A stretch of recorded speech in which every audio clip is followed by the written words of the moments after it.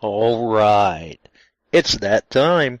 It's time for Beyond Sight and Sound. Let's do this.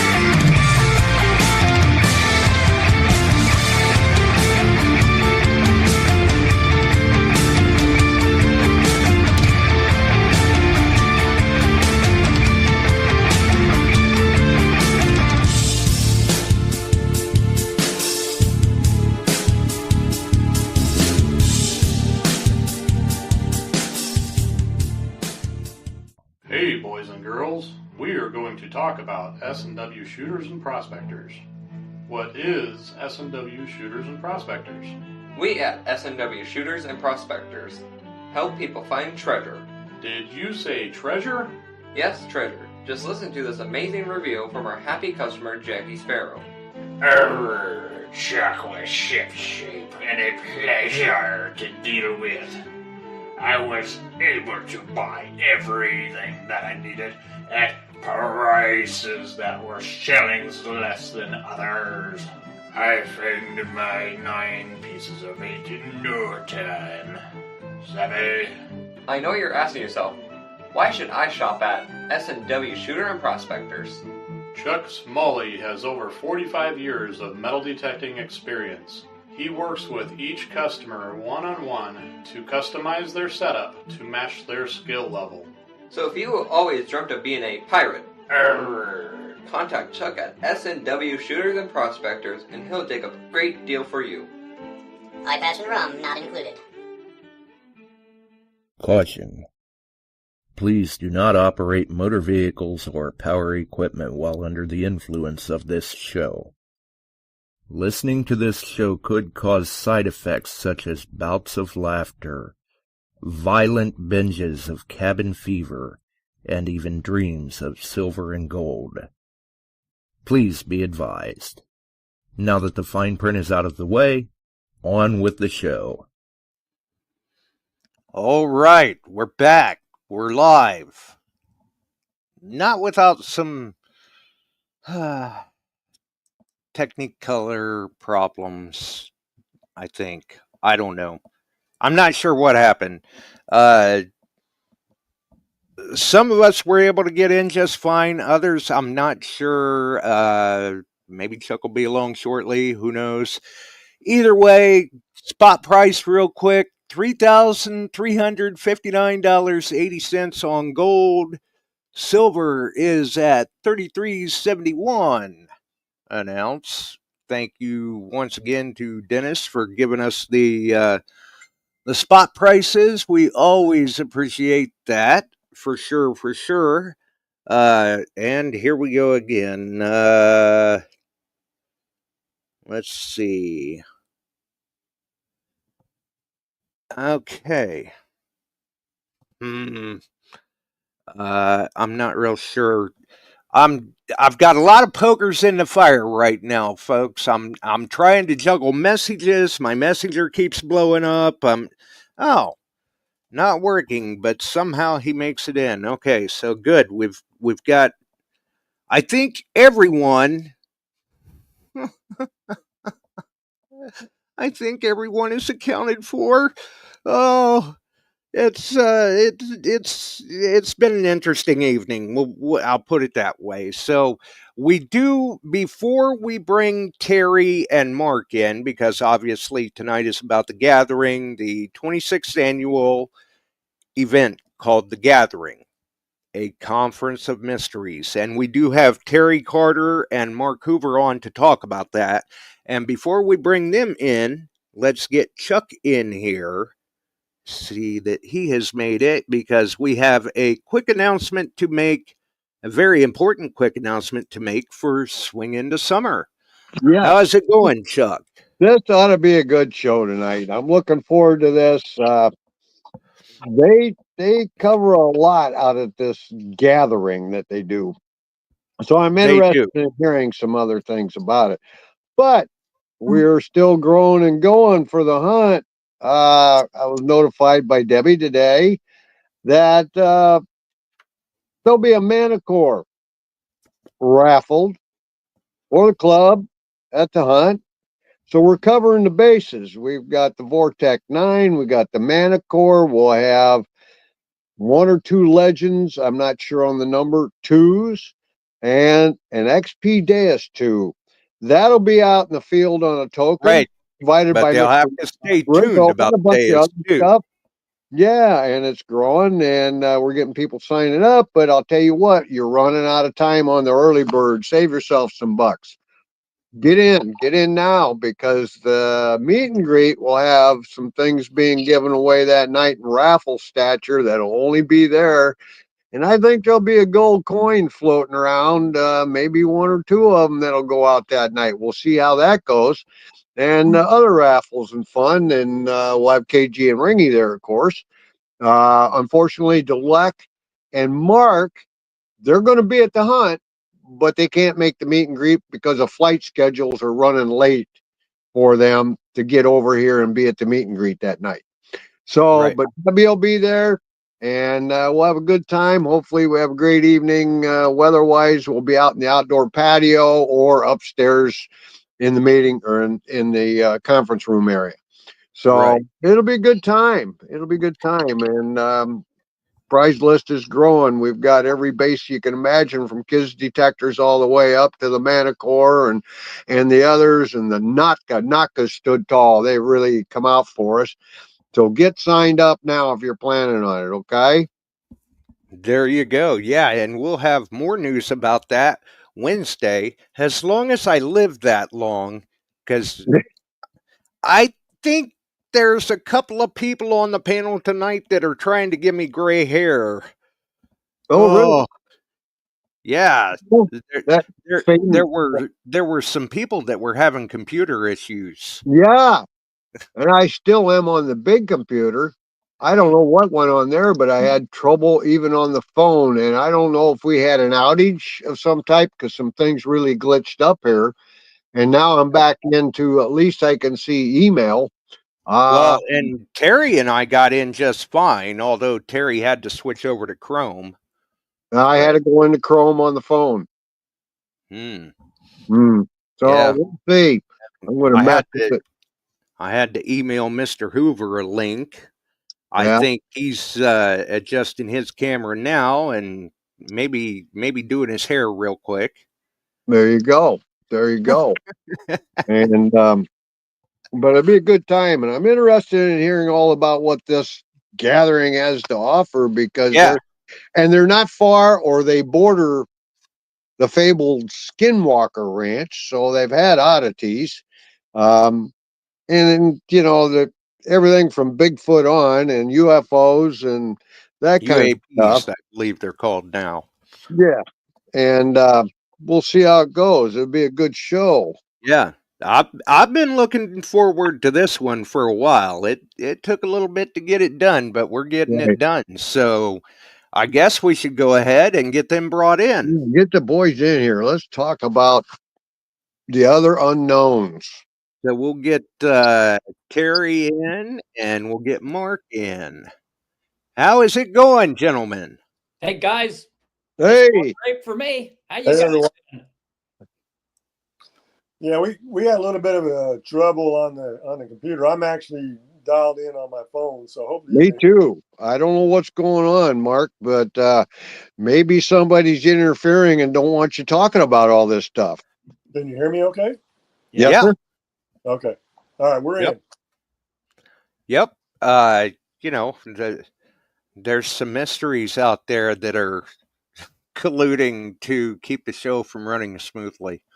That's what I'm thinking. That's what it is. Yep. It's Murphy, when Murphy comes knocking. Yes. And yeah. So I guess I mean 26 years now. This will be the 26th annual. So where do we even begin? I guess maybe we should start with Terry and how this all started, and then how Mark got involved. Sounds good. So I wasn't involved with this in the beginning. However, later on, I started attending it, and it was just a group of guys that wanted. They all had different interests. One of them was treasure hunting, one was Bigfoot, one was UFO, and they just got together and started swapping stories and telling stories and inviting people to come and talk to them, and they outgrew where it's at, and so now.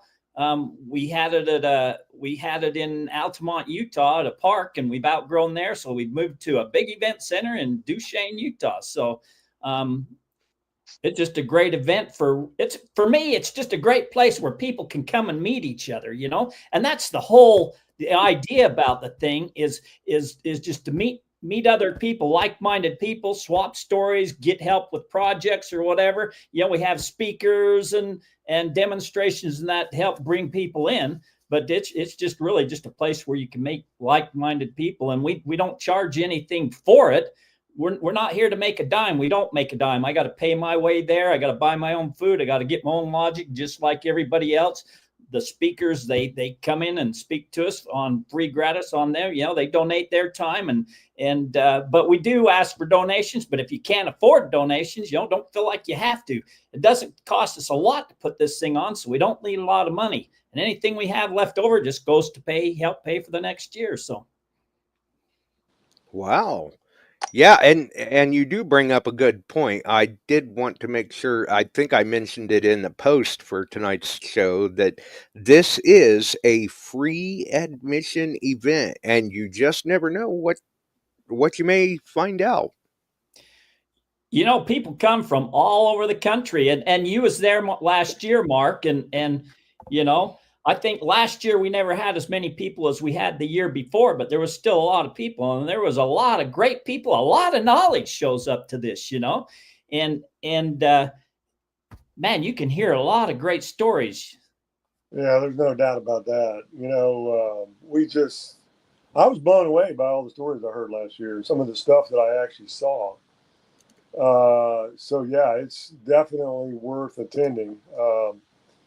So let me share with you a little bit about how I got involved and how Terry reached out to me. And of course, Terry and I've known each other for a few years now. We actually met here in Orlando and then went down to the Treasure Coast and talked to all the treasure hunters. And Terry did interviewed them and got them on YouTube video and has preserved all of that. But Terry reached out to me last year and said, Mark, we've never had a metal detector manufacturer come to this event. Quite honestly, I was shocked, 25 years that they didn't have anybody. And he asked me if I would help them get somebody to come. And they didn't have to give anything to the gathering. All they had to do was send a representative, show people how to use metal detectors, talk about their metal detectors, and yeah, that's mainly all I wanted. Is I just wanted somebody to teach people, because we're not just treasure hunters. There's Bigfoot people and UFO people and that. I just wanted them to know how to use a metal detector. So sorry, Mark. Yeah, no, jump in anytime, Terry. Well, yeah. When Terry reached out to me, of course, like Chuck, we know all the manufacturers. We know who to contact. And we know people. Through that process. Yeah, we do. I don't think everybody fully understood exactly what the gathering was and the significance of the gathering. But in the end of the day, Fisher stepped up to the plate with Russ Balbarona and represented by Rob Johnson out there, because Rob lives out there in Idaho. And so Terry worked with Rob and Fisher. Fisher donated some detectors, even though Terry had not asked them to do that. They did that. And so I decided to get Gary Penta involved. And Gary and I worked together to get an artist involved who donated some amazing jewelry that kind of fits the genre of what they were doing out there. We had some little silver Aztec flyers that were made. People just fell in love with those. And we ran a raffle to give those away. We did a raffle to give some stuff away. But we had an amazing time. And I got to tell you, I went to a lot of events last year. And Gary and I, we evaluate each event we go to, and we agreed that we were definitely going back to the gathering this year. And one of the highlights for me personally was as we were going through this process, they knew about my article that I had written about Jimmy Crossbones and the 1715 treasure fleet. So they asked me to be a guest speaker. So I was blessed to be able to present that and to share that information while I was out there. And we was blessed to hear it. So thank you, Mark. Well, it was my pleasure, and I just added to our coming out there, and we met some great people, heard some wonderful stories. I don't know if Gary can handle them as well as I can, but you get into some deep stuff. But I love it. I mean, I enjoy it. I would say that I'm somewhat agnostic. What I want to do is I want to hear your story. I'm not going to judge you and tell you I don't believe you or I do believe you. What I'm going to tell you is I want to hear your story and then process it over time.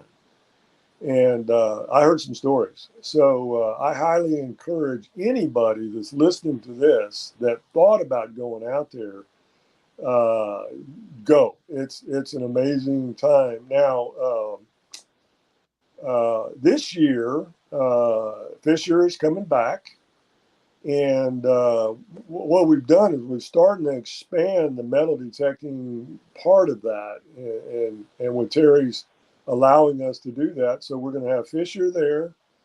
We've got a brand new dealer set up out there. Robert Crow is now a Fisher dealer, and he's going to be set up out there. And then we have Casey Dittman from Excalibur Shovels is going to be there. And then Gary and I are going to set up again. And then, we're going to plan some metal detecting adventures while we're out there. There you go. Now, hey, Mark, how many people attend this event out there? Well, Terry could probably tell you better. I think last year, Okay, Terry. Closer to 500. Terry, I think you're going to have a lot more this year, right? Well, I hope to have a lot more this year. We'll see.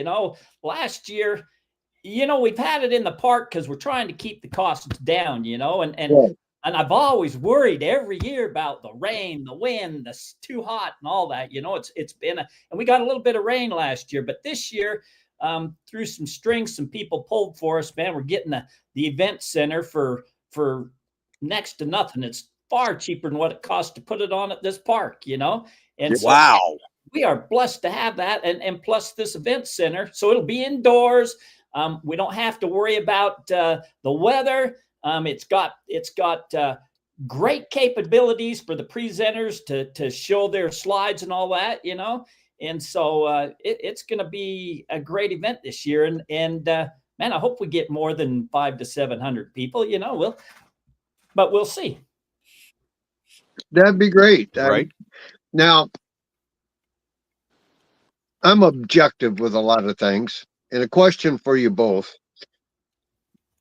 Do you find you've been there, Mark, and of course, Terry, all that you've done, does it draw some of the fruitcakes out of the wall? I'll let you answer first, then I'll answer. 100% in my mind, yes, it does. But who am I to say the fruitcakes? I mean, I'm not pointing any fingers at any one person. But I'm probably a fruitcake. Just because I don't know that I 100% agree with what they're saying. Who am I to say that I'm right and they're wrong? You know, who Right. I I'm not to rain on their parades. right. I'm not So, denying anything. I will sit and listen to people and then walk away and go, so just And like until Mark I've said, been proven wrong in my thought, I leave it, And but there are certain things that UFOs. I totally believe there's UFOs. And the reason I believe that, and I've told Mark this story, my dad during World War II was a tail gunner in B-17. And the only thing, one time I was talking with Mom, and there'd been a UFO sighting in our area somewhere and such and such. And I'm talking to her about UFOs, and she turned around and stared at me deadpan and said, "Go ask your dad." I did. He said 2 words to me: Foo Fighters. So, Right. Yeah. in the story on that, I could go a little more depth detail what he told me, but he also made one other statement. If you believe we're the only thing out here in all these billions of galaxies around us that are either behind or way so far ahead of us they can't move about all these places, you're wrong. And that's all he said. He didn't go into any great detail, but yeah. And I've seen a couple things that made me go, myself, but I don't expound upon it because every time you do that, then everybody else comes out of the woodwork, either yay or nay. So I just sit back and let things roll. Yeah, like I said, I had a relative that he was stationed at Hangar 18 and he's seen some things, but I mean, I guess for future reference, is fruitcake the scientific term now? well, I don't want to call them a Oh, fruitcake. You know, let they me. see things different than I do. But here's what I try to evaluate, and sometimes that's even hard. I try to evaluate. The story sounds too fantastic. Sounds incredible. And I Right. evaluate: do I believe they're telling me the truth, or do I believe that they're making it up, or do I believe that they believe it? Yeah, is it credible, or at least does it seem like they're coming across it? They at least believe it, so maybe And there's something to it. Yeah, and I used to think, just like Mark said, well, it's their story, and who am I to say yay or nay? I listen to their story, I follow it, and then maybe later down the road something else ties in with it to tie it in together. Right. Let me. And Share. sometimes, Go ahead. go ahead, Mark. Well, go ahead, Josh. I want to share a story with you from last year to illustrate what Chuck was asking, and Okay. it'll answer Chuck's question. But go ahead. What were you going to Well, and say? I was just going to say basically that sometimes, like you had basically said, Mark, for some people, some stories may just be a bit much to try and process, and sometimes it's something that we have to kind of digest over time and form our own opinion that way rather than just jumping the gun and automatically, oh, now wait a minute. That's all I was getting at. Go ahead, Mark.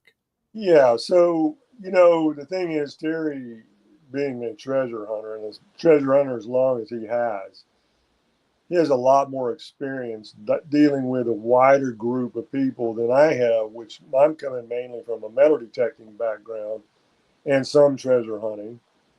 But when you get out there, there's people coming from all different kind of backgrounds. Now, when you come out there as a newcomer, like I did, or like Gary and I did, you may hear stories for the first time, and you may even have people coming to you wanting you to get involved in what they're doing, because a lot of people out there are looking for somebody to tell their story to, and also maybe even to get involved with them either financially or supporting them or however. Right. So I Yeah, listened to absolutely. so I listened to the story, and then what I would do is I would process that from my own experience, and then I would go to Terry and I would say, Terry, let me tell you what he told me, or let me show you what he showed me, and let me get your opinion. Now, one of the stories that somebody was telling me about was that they had seen certain images carved into the rocks, okay, and that they were following those to a treasure. Now, when I looked at it, I was like, I don't see what he's seeing, but I'm going to listen to him. So he showed me these pictures, and I took it to Terry, and Terry looked at it and said, well, what you have, Mark, is you have a rock reader. Well, what's a rock reader? A rock reader is somebody who can look at the rocks and see any image that they basically want to see, whether anybody else sees it or not. But they believe it so much that, that's their belief. I'm not going to tell them, no, you don't see that. I don't see it. Terry didn't see it. But what I learned from Terry is there's a lot of rock readers, and I'm not going to call them a fruitcake, but I'm not going to follow them into their adventure because I'm not seeing what they're seeing.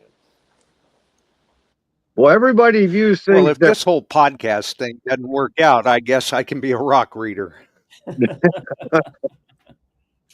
And let me verify something. In the business I've been in, Gary, for over 50 years, and that's not selling detectors.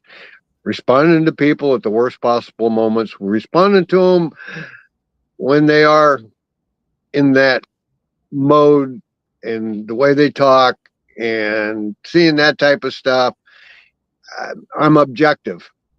And so, prove it to me. Sometimes I need a little more proof. Well, and if you ask questions and you talk to other people who know the person who's telling you the story, sometimes you get additional background information. Now, one person, and I won't go into detail, but one person told me a story, and as I delved into it, I learned that he lost his job, lost all of his money, lost his wife, lost his family, and he did all of that in pursuit of a treasure or something that he was pursuing. Mm-hmm. Now, it may be true, but is it worth what he's lost in order to pursue what he's pursuing? Right. At what cost? That may not ever be there. But when I asked other people, it became real clear to me that this person has, in my opinion, has gone off the deep end looking for something that may or may not be there. So what I try to tell people is I have my own projects I'm working on. I have, you guys are probably the exact same way. I have people come to me all the time and want me to help them with their project. Well, I don't know the research. I don't have time to backtrack the research, and I won't help them unless I backtrack the research and see there's something to it. I don't even have time to do my own projects unless let alone somebody else's. And financially, I would never back somebody financially on a project unless you have personal information yourself that helps back that up. The people, it might be a great deal, but until you have the time to back it up, they don't know. They're just going on their best guess, their best research, and they think. But just because they think doesn't mean it's there. And it could have been there. Maybe it was there and it's already been retrieved. You don't know. Right. I need provenance. Yep. And that's what I tell people. I says, man, if you found it and you can take me and show it, then I'll help you get it out and get rid of it or something. But other than that, I've got my own stuff I don't have time to work on. For many, many years, I'd listen to AM America. Are you familiar with that radio show? We were up work nights quite often, and we'd listen to AM America. Right. Coast to coast. Coast to coast. And there were stories on there that were plausible. But then there were some that, well, anybody can call in. You take them with a grain of salt. Some that you're going, oh, come on now. Yeah. And I actually met him. He was speaking in Davenport, Iowa. I told Jill, let's go to this and listen. And on the way over, I said, if we walk in and they're all wearing tinfoil hats, we're going home. I've actually spoke to him on a number of occasions. And we had and it was well worth sitting in on and listen, because he has an objective view of things. Yes, and he does. He got more stories than you guys probably could develop in a few years at your event, because he did that for, good God, I can't remember how long. Even after Coast to Coast, he went to Sirius XM, and then from Sirius XM, he started Dark Matter Media. Mm-hmm. So, I mean, I've followed him for some time. And I've had guys tell me some tales that they truly believed in it. If you believe in it, something was there. I mean, something was there to put it in their mindset that they need to talk about this and tell other people. Well, and go ahead, Mark. Yeah, I was just going to say, let me get back to the gathering for a second. If people are interested in going, first of all, it is a beautiful part of the country. That when we were out there, after we were done, we went over to the corner, the southwest corner of Wyoming, and did some metal detecting at an old ghost town there that I didn't even know existed. But it's a beautiful part of the country. The weather was relatively nice. What was weird, though, and I'm going to just diverge for a second, was they were talking about, I forget, one of the speakers was talking about, well, you know, there's entities that probably don't want us talking about us. And I'm not kidding you, like a 40-mile wind came blowing through. I'm like, what is going on? You know, wind and rain and all. It only lasted for like a couple of minutes. But, I mean, I was like, wow. You know, anyway, maybe probably coincidental, but it's a beautiful part of the country. You meet a lot of wonderful people. The guest speakers are great.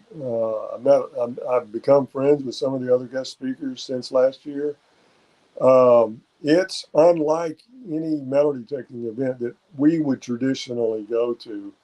But I highly recommend it. Gary, Rob Johnson and James Ofar, who's also another metal detecting friend of mine from Idaho, was out there. We had a great time, you know. So, you know, from that perspective, you know, if you want to go and enjoy yourself, hear some wonderful speakers, meet some new people, highly recommend going. And Right. it's If not, you're looking for an event that's a little something different, this is it. Well, talk to us about how to sign up. you just show up. You just show up. There's no sign up. It's free. Show up. Where do you stay? So, you know, you can do camping. We've secured some free places to camp. We got if you've got a camp trailer or something like that, you can park and camp it free there at the event center. If you need hookups, so I think the event center charges you $25 a night for the hookups. And then there's motels and stuffs around. So Okay, and We're staying in Gary and I are staying in a hotel in Duchesne, where the event is. There is Airbnbs. You know, if you have the time, I would suggest coming in on Wednesday or Thursday at the latest and being there for Friday and Saturday, and then spending an extra day, maybe Sunday or Monday, metal detecting out in that area while you're there. do you have a schedule of events people can see, or is this? So I have a flyer. We haven't got all the speakers in that 100% nailed down yet, so we're still building that. But we do have the schedule on the events. It's just not got all. We just haven't attached all the speakers and that to it yet. But Yeah. I want to go back to, you know, not everybody is like, you know, we've been talking about. You know, Yeah. There's a lot of great people that they're not looking for help, but they share their stories with you. And there was one guy who came from, I don't know where he's from, but he was an investment banker, and some treasure hunter enticed him into investing a lot of money in his treasure hunt in New Mexico. And he never got anything out of it. You know, I say, don't ever invest in somebody else's deal unless you got personal knowledge, you know, unless you, Right. but anyways, he did. And I don't know the whole details. He told me, but I can't remember. He just told me briefly. But the bottom line was he took the guy to court, sued him, won, but the guy didn't have any money. So he asked the judge, well, can I get the claims? And the judge says, yeah, man. So he ended up with the claims, but he's not a prospector. He doesn't know any about this stuff. And so he came to the gathering, and I hooked him up with people in New Mexico that knew the area, and they went out and helped him and got him going, you know? So it's things like that you can get help on. Well, I mean, I've hunted gold. I've been in claims. I've been in a failed operation. I've been in a successful operation. I mean, you learn as you go, and the Arizona operation, we lost our water rights at just at the beginning of us. Boom, that was the end of that. That shut us down, and we had some money tied up in it. And then one in Wyoming, we did rather well. We got some good gold out of it, but what happened was we got bought out of the claims by a Canadian firm for some pretty good, real good money, in fact. And so that was a successful operation. But everywhere since then, I've learned one thing: is if you tell me you got gold in your account, give me some proof. Give me a little nugget spot on the counter. Take me out there. I want to see your drilling operation. What you're checking for gold. You know, I need proof. And you know, when you get that in looking for buried treasure, whatever, if you've got that provenance in hand, that makes it worth maybe going after. Then you have to make some decisions. And the same thing is if we've seen Bigfoot and you've got nothing other than a sighting, I'll listen to your story because that's an interesting story. But if somebody comes in and throws a reel down or some game cam footage that can't be explained, now you got my interest up. UFOs, there's so many different sightings and stuff. They're there. I have no doubt about it in the back of my head. But then some of the other stuff that they're trying to come up with, I don't have enough provenance. So I'm looking for provenance in whatever I'm being talked to. UFOs and Bigfoot, I don't want any part of them. I'm a treasure hunter. You know, I don't want to run into Bigfoot. I don't want to run into a UFO. That's out of my realm, you know. But, you know, in the treasure hunting, you know, looking for Spanish mines, treasures, things like that, you run into people that have ran into things. I mean, it just happens. So, but that's interesting. You know, it's still interesting, but it's not my thing. But it's still like your event would be a lot of fun to go to. It would be, and so like also last year, you know, we had a couple production people. The one production person, they've got a show going on about Slumax gold in British Columbia. He was there looking for stories for a production, you know, to do some kind of you know, you got all kinds of people for all different reasons coming from all over the country coming there. You add more to your event for everybody, maybe to go out and try and talk to somebody like that. Yep. And what are the dates of your event? It's August 14th, 15th, and 16th in Duchesne, Utah, at the event center in Duchesne, Utah. Duchesne, Utah. It's a small little town, but it's right. That I've never been through your burg there. Is it central part of the state, north, south? It's kind of the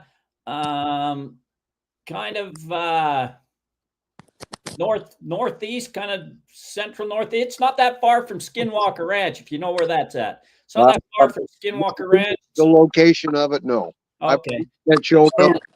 It's kind of north. If you fly into Salt Lake City, which is a major hub, it's about a 2-hour drive southeast. 2 hours mostly out. south, mostly southeast, but it's about a 2-hour drive from Salt Lake City. Well, I've driven through Salt Lake going to California when I worked on a couple claims up in there for GPAA doing, actually one was 7 weeks I stayed out there. And that flat land outside of Salt Lake City, that's the Salt Lake Flats. Oh man, pretty. Yeah, we're the other directions from the Salt Flats. Yeah. In fact, I went through there racing the Salt Flats today. I went through. Cool. That's pretty cool. That's pretty cool. Well, you can fly into Salt Lake. You can rent a car, get out a 2-hour drive mark, and you're there. Does the area support a lot of hotels? Or is that something you got to book like a year in advance? It's a small town. Go ahead. It's a small town, so if you're going to book a hotel, you know, you ought to be doing it right now. Yeah. However, you know, 30 miles away is another town, a little bit bigger town, Roosevelt. They've got you know, a bunch more hotels there. So, well, you know, all I'm doing is digging information here, so people that may have an interest would. Yeah. And like I said, for the people, you know, we want people to just come and have a great time. If we'd love a donation, but if you can't afford to give one, don't give them. We don't expect one if you can't afford it. So we're figuring out things for you to make it as free, as cheap as you can. We've got a place where they can camp for free. We've got, this year I'm booked up, but I would be interested in coming to your event one time and giving a good check out, and then hanging out with Mark and Gary and hearing Gary's take versus Mark's, because they're going to be totally different. Right.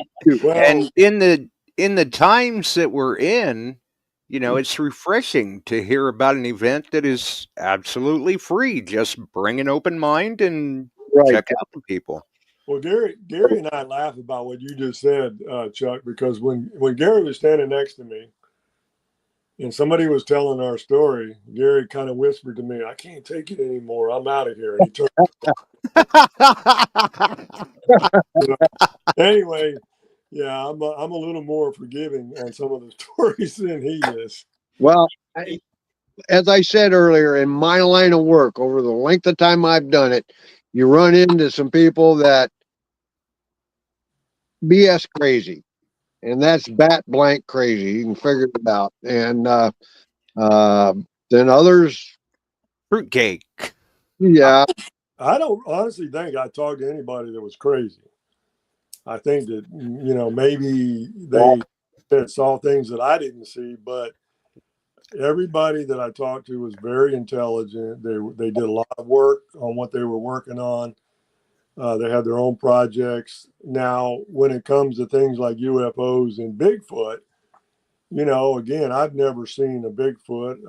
I had a paranormal experience when I was 18, a very dramatic one. But what I tell people is, look, as far as a Bigfoot or a UFO, I don't doubt that what people are seeing, they're seeing something. yeah, That's what I believe. I believe they're seeing something.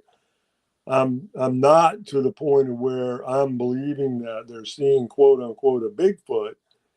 I think they're seeing something, but what they're seeing, I'm not convinced of what they're seeing. That's my personal take. right. But I love hearing the Objective or personal take to it, and it'd be interesting. I'm sure there are going to be some good speakers there, Terry and Mark. So it'll be fun. Yeah. But then again, to be completely fair, I mean, there's some people that talk to us treasure hunters and think that we're crazy. Well, that's true. Well, we are, but I mean that's beside the point. Well, I gotta tell you, that the real treasure, it's the people that you get to meet, the stories you get to hear, and sometimes the artifacts that show up that you get to see. And Absolutely. every year, I think to myself, this was a lot of work for no monetary value. I think, why do I put myself through this? And last year was the perfect reason for me why I do this. The reason I do it is to meet the people, to hear the stories, to see the artifacts. But last year I was telling everybody, come on out to the gathering. You're going to hear some fantastic stories. If you're shy, if you don't dare go up to somebody and talk to them and do, just if you see 2 or 3 people standing around in a circle talking, man, just stand up, just go stand next to them and eavesdrop. I had this lady come up to me and she says, "Terry, I did what you told me and it was the greatest thing ever." I says, "What did I tell you?" She says, "You told me if I seen a group of people standing around talking, just kind of stand up there and listen." She says, "I heard the most marvelous stories I'd have never, ever heard. I can't believe they were so fantastic." She says, "I will never miss another one of these." That right there made it worth it for me. Yeah. Oh my God. Feedback like that makes it all worthwhile. And then we had another person the year before. They were that group of people, the Make-A-Wish Foundation. Oh. Their wish was to come to this gathering, and so they came and they had a great time. That made it worth it. Now that is cool. Now I've got one question. I'm going to swing over to Mark. Okay, Mark, the trip you made out there last time, what was the one story or speech or whatever you may do out there, whatever they do, that stuck with you, that made you disbelieve or believe something? Wow. I don't know, Chuck, that anything made me believe or disbelieve. I heard a couple of stories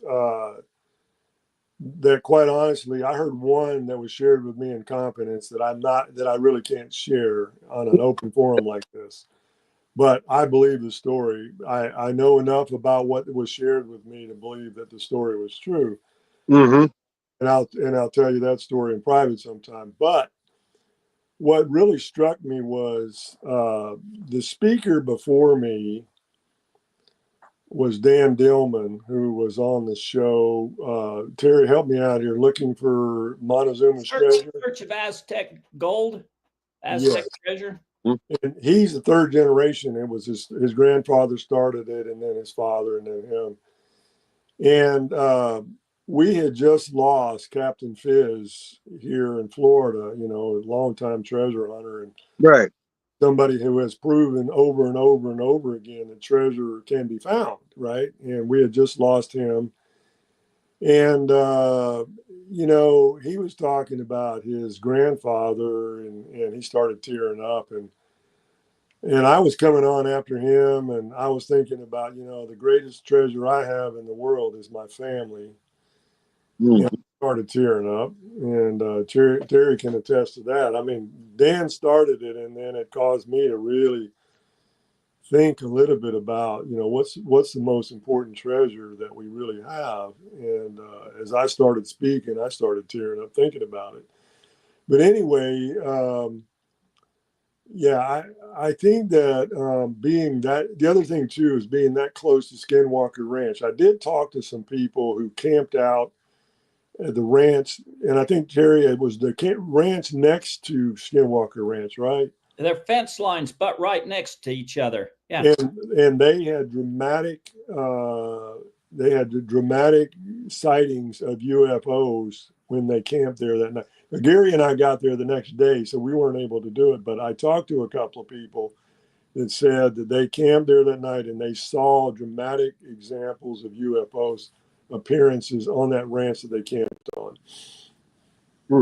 And he'll be right. That's Ryan Burns. He was on the Coast to Coast show just not too long ago talking about this. But he'll be there as one of our breakout speakers telling what's happened on his ranch. You know, one of the things that happened was he's got this metal container, Connex, and he had it sitting there. Well, he comes back there one day, and, you know, it's behind a locked gate. He comes back, and this thing's turned 90 degrees.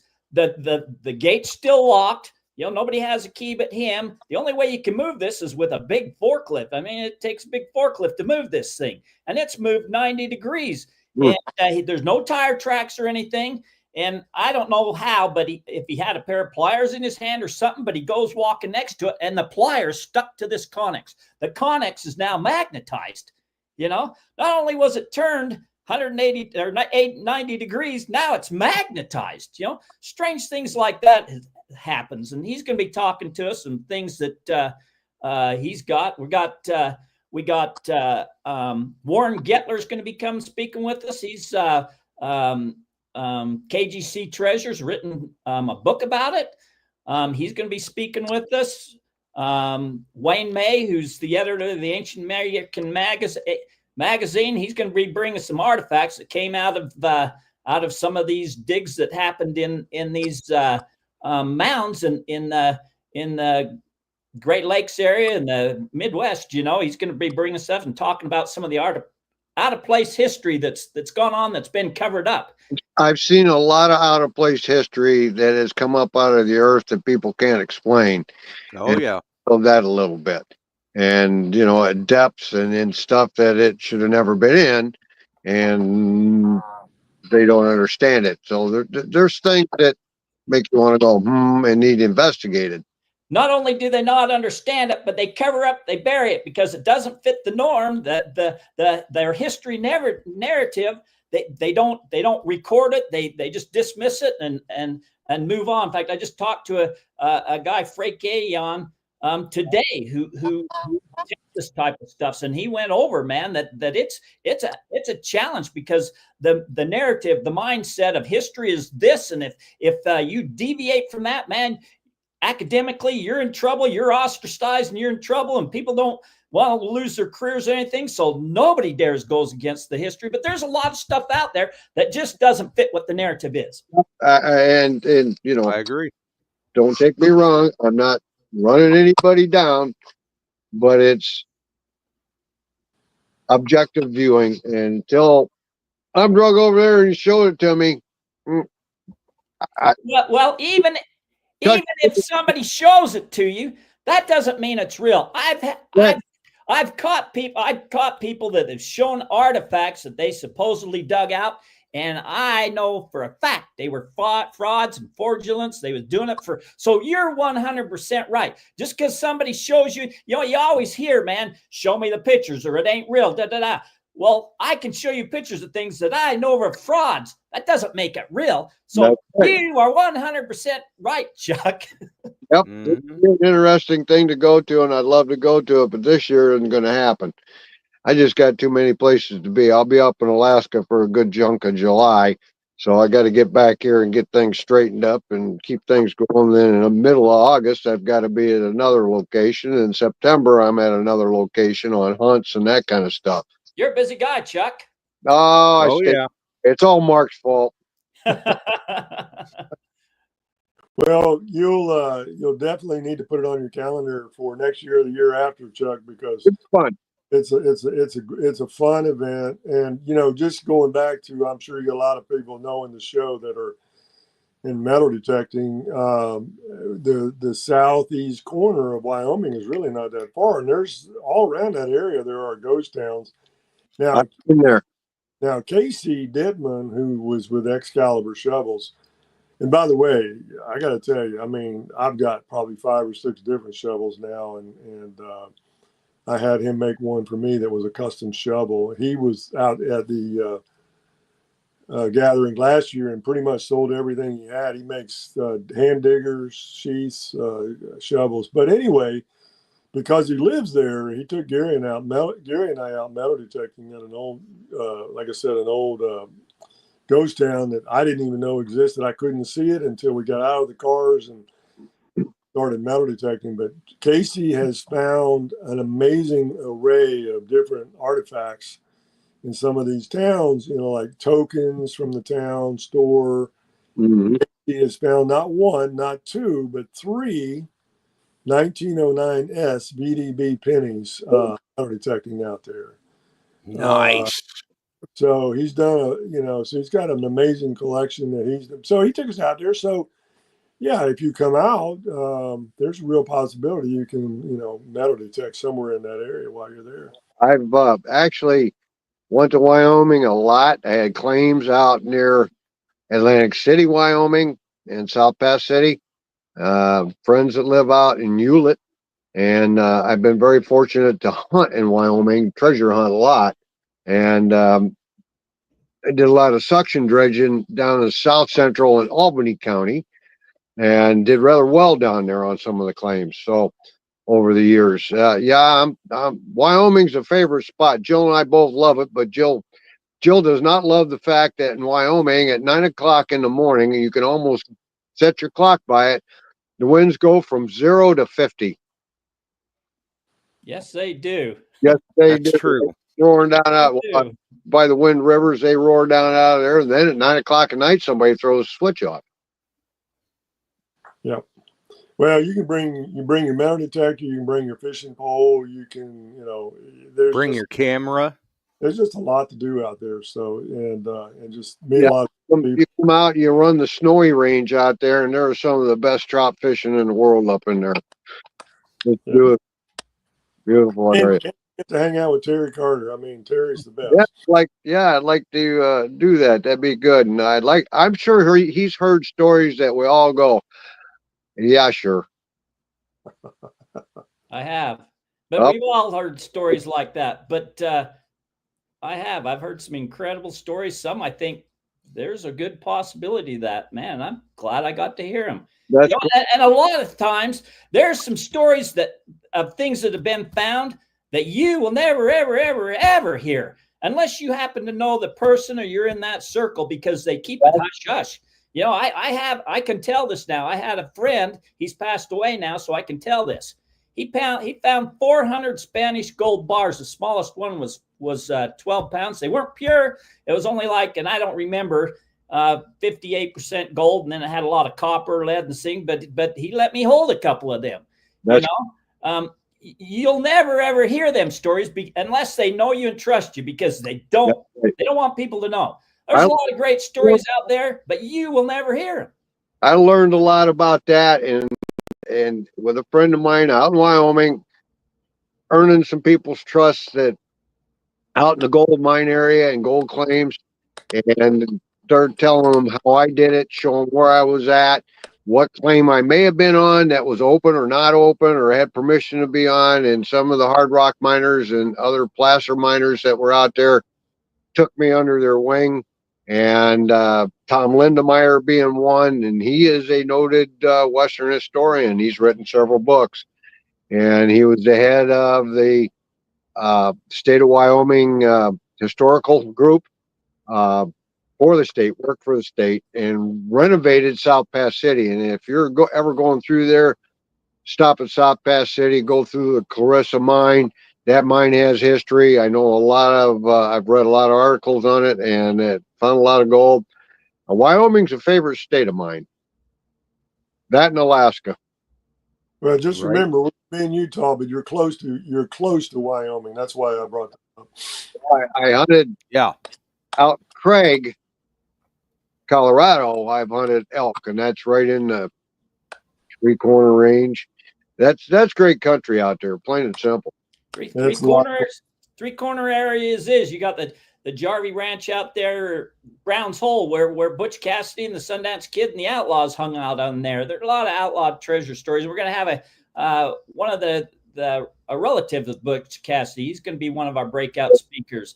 We got his friend that's going to bring out a bunch of the old time period guns from that time period and stuff. So, we got a lot of stuff going on. A lot. It's going to be a great time. Alley a lot more than Bigfoot.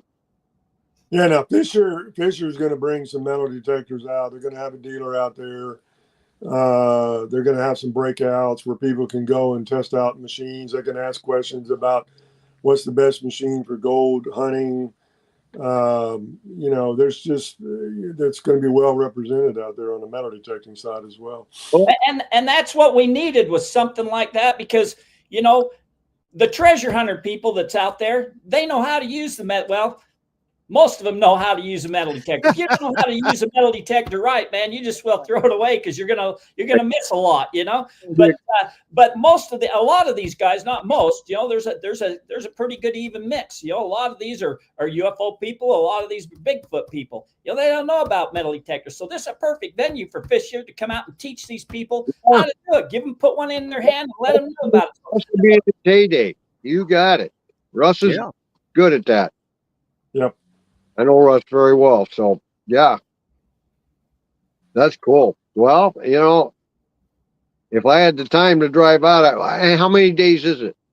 14th, 15th, and 16th. It starts on a Thursday, but it'll be Thursday evening. We're going to have an open mic and a meet and greet, and then it really starts Friday and Saturday, all day Friday and Saturday. Is there, I'm thinking for everybody else, food available on site? So there'll be some food trucks there on site, and the town's right there. There'll be some places they get some food, but we're going to have food trucks there. Yes. I mean, when you get in those burgs out there, one of them sticks in my mind that I really love to go to is Atlantic City in Wyoming. And if you look it up, it is out nowhere. Next to it is South Pass City, which was the ghost town that's been refurbished with the mines. There are still active hard rock mining going on there. Very low key. They keep it quiet, but they do all right. And those type of places, but they're out in the middle of nowhere. The next stop is 45 miles in either direction. So, you get out there and people want to know what's available, Yep, we will have food trucks there. And the center opens up at what time for this to occur on each day? So we're starting. Jeez.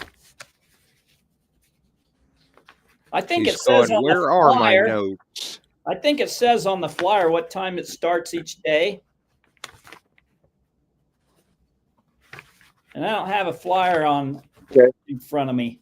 Well, you know, if you got a copy of that on a computer to send, maybe Josh has that. So it, yeah, like I say, people. We haven't put the speakers and the breakout speakers on. We got 95% of them locked down and ready to go. We just haven't put them on the flyer yet, but we got the times that everything's going on. Go. Right, and I've got the flyer with the post, plus it'll go up as the thumbnail on this live stream and the thumbnail over on the audio distribution side. There you go. So the great thing about this event is they got these breakout rooms. Because I know some of the problems we've had in the past was the Bigfoot people didn't want to really hear about the UFO, or they didn't want to hear about the treasure hunting, you know. And so we've got these breakout rooms so that whatever you're into, if you're into treasure hunting, you go to the treasure hunting room. If you're into Bigfoot, you go to the Bigfoot room. If you're into UFOs, you go to the UFO room. If you want to learn about dowsing, if you want to learn about metal detecting, you go out into that areas and do the demonstrations. So we got it covered. Point me to the treasure hunting and the firearms, and I'll be happy. You'll find plenty of those out there too. Oh, I know it. That I love certain states. Utah's one of them. Arizona's another. You can walk into any little town, there's a gun shop. You know it's bad when some of these crowds are going, man, that crowd's a little too wild for me. I need a tamer crowd. Let's go to a different room. There you go. It sounds like a great event, Mark and Terry. That's cool. And if I get 14th, 15th, 16th of August. Yeah, it's the night of the 14th, and then the real thing is 15th and 16th. Yep. Yeah, and that area out there, that everybody ought to be able to stay warm. Yeah, and such a vast expanse of scenery. Yeah, man, I bet the sky looks beautiful at night. You know, this is a little bit lower, but you know, you're not that far from the high Uranus, and it gets cold at night sometimes. You know, so I spent my time in deserts and cook in the daytime and freeze at night. Yep. Right. You're out. Yeah, you got to watch that stuff. Where we was outdoors before, and I'd always tell everybody, bring a coat, bring a jacket, a blanket, because at night it gets cold. But we're gonna be indoors, so. Unless they crank the air conditioner up extra far, you know. Hopefully you don't need it much. And Mark, I'm sure you will come back with plenty of stories to embellish us with. Yeah, we're looking forward to it. Gary and I are working on some stuff to take out there with us. And it was funny last year, you know, here in Florida, everybody here knows about megalodon teeth. Some people go to the Peace River, some people go to Venice, but everybody in Florida, we got out there last year. I mean, people were fascinated with the megalodon teeth. So cool. And you got them. Go ahead. Hey, no, I said you got those teeth. I know you found them. I saw at the hut you brought some. Yeah, we'll be taking some. Gary's going to make some more unique artwork. We'll be taking. I'm actually going to be diving this coming Saturday in Venice for meg teeth.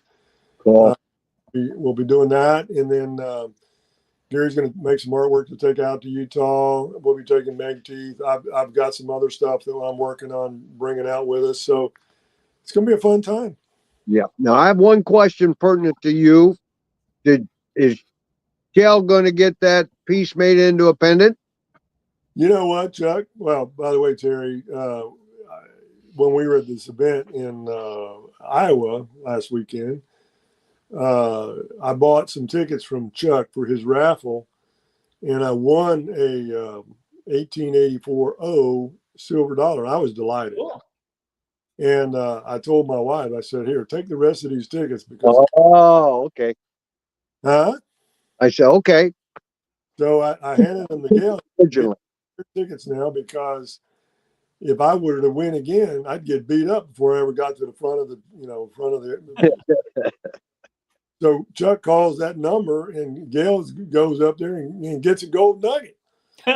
Cool. So we get home, and Gail says, now, Chuck told you, Mark, that you need to get that put into a pendant, so you better get it put into a pendant, because next time you see him, he's going to ask you if you've done that yet. Chuck, I'm working on it. That a boy.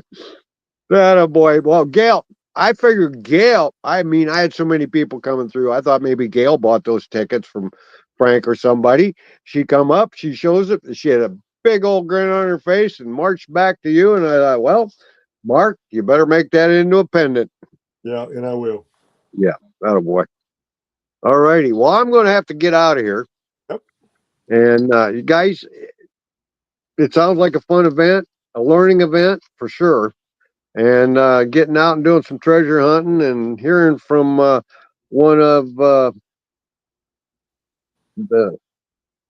gang members' relatives would be a lot of fun. Yep. And I like that. Butch Cassidy, if you go into Wyoming and go up to Atlantic City and South Pass City was a mining hub. He went to work for the Clarissa mine. It's still there. It ran up until the 70s, hard rock, and there's still gold in it. He robbed it. He and the boys robbed it. He got into pinch, hid that gold that they took, and I think it was 16 2-pound ingots, buried it, took off, they got away, and he continued to come back there looking for that gold. It was never found, never recovered. And that's all documented. That's documented. That's 100% documented treasure laying out there in between Atlantic City and South Pass City. And if you get a chance, tell Butch's nephew about that one. Maybe he can go look for it. I'll hit him up about that. He got, you know, his grandmother was Butch Cassidy's sister. And she says, man, Butch Cassidy come and visit me. Well, he ended up with all her notes, all the letters from Butch Cassidy. He ended up with everything. Butch Cassidy did not die in South America. No, he did not die in South America. Down there. We proved that with some information from Atlantic City and South Pass City. And he's actually standing there 5 years after he supposedly died next to Teddy Roosevelt, who was visiting out there. They got a photograph of that. Huh. And our current historians refuse to change the story. Yep.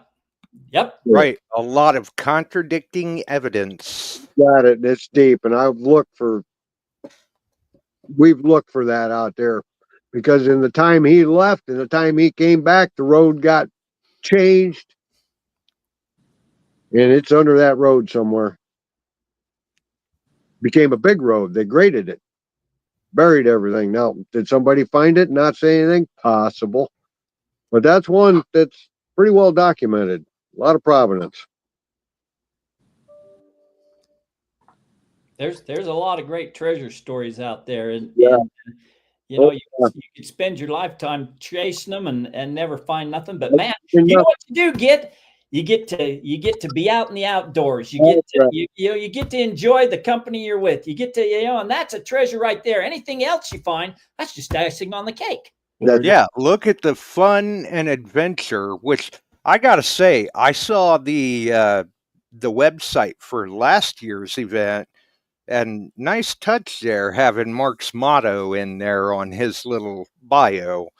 Yeah. Have adventure, will travel. That's right. There you go. Appreciate it. Well, hey, Josh and Chuck, we really appreciate you having us on. I mean, yes. I told Terry that what we'd like to do as we got closer is to come on to your show and let people know about it, and hopefully some people can join us out there. And come on back, especially afterwards, both of you. I want to hear stories. Sure. That sounds good. Yeah, absolutely. And hopefully Mark brings back some great pictures to post up. Yeah. Looking forward to it. And Terry's going to have some good videos on. Terry's got over 100,000 followers on his YouTube videos now. Wow. Yeah, I know. I forgot to congratulate him on that before the show, because the last time we had him on, he's grown quite a ways since then. Yep. Thank you. Very good, Terry. Well, thanks for having me along, fellows. It's been good. Well, Chuck, man, it was nice meeting you. Nice talking to you. I'd like to get and sit and pick your mind a little bit. And I need to pick yours. Well, we got some. And that's my claim to fame is I just know a lot of great people, and and definitely Mark's one, and now you're becoming one. And Mark, so's Josh. he good guy. I'm going He is a good guy. we've got a hunt coming up there, swing in the summer, and he's going to be out of country, but Mr. Penta is coming to cover him. Yep. Cool. So we've been in touch with him on some things he's working on. So anyway. Yep. You Mark guys- said he couldn't make it, but he'd send in the reinforcements. Yeah. Well, have fun with Gary. Will have a good time up there. Oh yeah, and everybody stay safe out there. And Josh, thanks for having me on with all the IT problems that are going in. It's crazy. Right.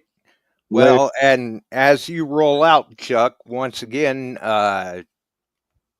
happy Memorial Day to you and the family, and remember what it's for. That's right. I posted that up too. I always remember the reason. And we'll be at some services tomorrow at our local American Legion. So you guys have a great night. And like Josh and everybody says, remember the reason. They signed their name on a dotted line and gave all. So. Yep. All right. And well, it was so we can talk about and enjoy great events like this. That's right. They made it that way. all right, gentlemen. Absolutely. Thanks for having us. Night all. See ya. Okay. Anything else you guys would like to cover before we roll out? I think we've covered it all.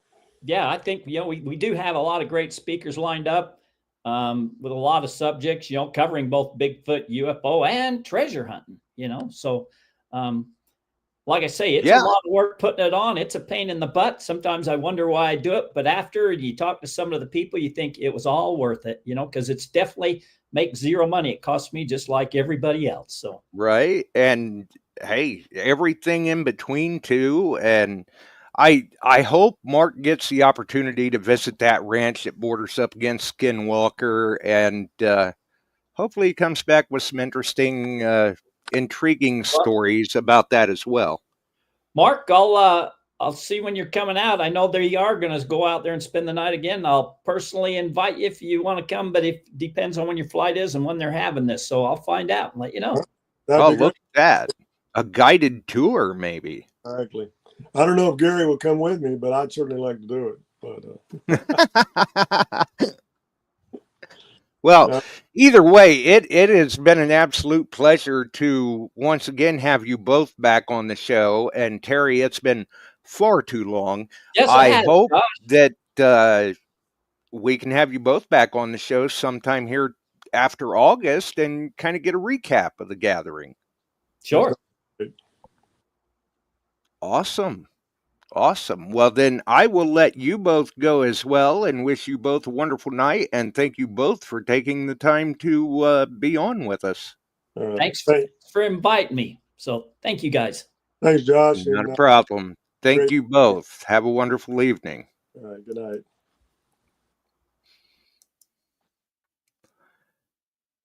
And then there was one.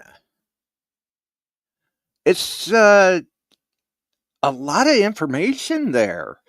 And believe me, I get it.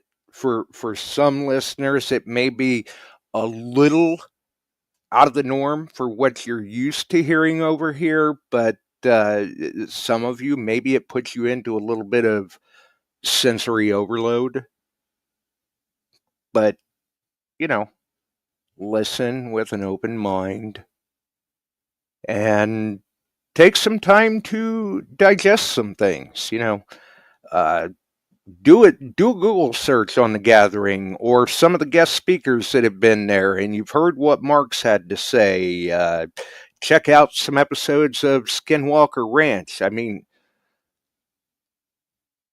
whether you believe or don't believe, you can't debate the fact that in that area of the country, there are some strange things that can go on. Just something to think about. Obviously, here we are, Memorial Day weekend. Tomorrow is Memorial Day. Please, folks, remember what it is for. Definitely remember what it is for.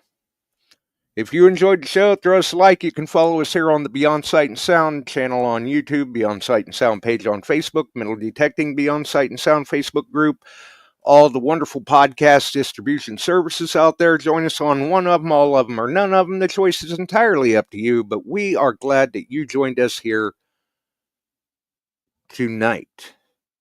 Bigfoot, UAPs, Skinwalker, treasure hunters, rock readers. We'll welcome anybody. Let's just remember, you get the chance to meet people, have an adventure, maybe have some fun, and you never know what you may hear. We're out of here. We sure are glad you found us here tonight. Thanks for dropping by and joining in. If you like metal detecting, treasure hunting, gold prospecting, or even entertaining discussion, check us out Wednesdays and Sundays, 8 p.m. Eastern, on your favorite podcast distribution services.